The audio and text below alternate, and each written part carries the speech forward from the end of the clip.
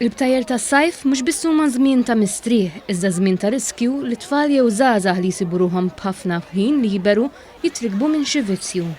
Konxja ta' dan, il-Fondazzjoni għall-Logħob Responsabbli flimkien maż-żgħażagħ Rabtin Pawlini reġgħu organizzaw l-attività Logħob għal kulħadd biex il-pubbliku jaraf alternattivi oħra u jkun aktar konxju tar-riski u l-perikli li jġib miegħu il-vizzju tal-logħob tal-azzard. Apparti li wkoll tippromuovi xogħol il-Fondazzjoni u tqajjem għarfien dwar l-importanza tal-bilanċ bejn il-logħob u r-responsabbiltajiet. L-attività tqarreb liż-żgħażagħ lejn metodi alternattivi ta' rikreazzjoni bħall-isport kif spjega l-uffiċjal eżekuttiv għall-promozzjoni tal-Fondazzjoni Kane Said. Fejn jidħol l-logħob tal-azzard, il-Fondazzjoni għall-Logħob Responsabbli mhix kontra li persuna tmur tilgħab f'attività rikreazzjonali u ta' divertiment.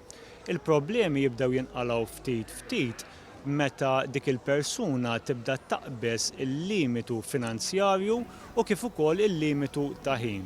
Said żied jispjega li xogħol il-Fondazzjoni huwa wkoll li tigwida lil dawk mirkuba mill-vizzju lejn modi oħra ta' divertiment.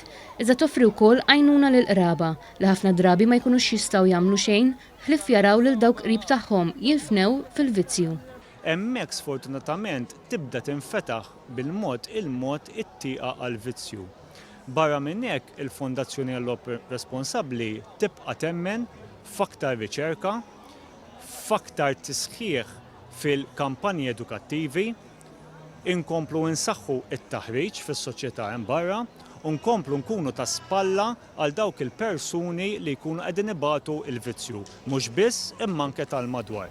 L-attività Logħob għal kulħadd tellgħet ukoll bl-għajnuna tas-Segretarjat Parlamentari għall-Ekonomija Diġitali u tal-Kunsill Lokali tar-Rabat. Is-Segretarju Parlamentari Silvio Xkembri faħħar ħidmet il-Fondazzjoni u fuq kollox appella biex dak li jkun ma jiddejjax jersaq il-quddiem u jitlob l-għajnuna tagħha kif diġà għamlu mijiet oħra.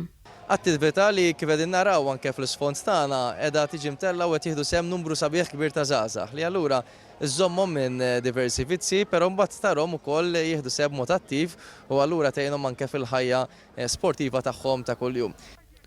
Dawk li jiġu bżonn is-servizzi tal-Fondazzjoni jistgħu jikkuntattjawha b'mod anonimu fuq 1777. Din il-linja hija disponibbli 24 siegħa kuljum.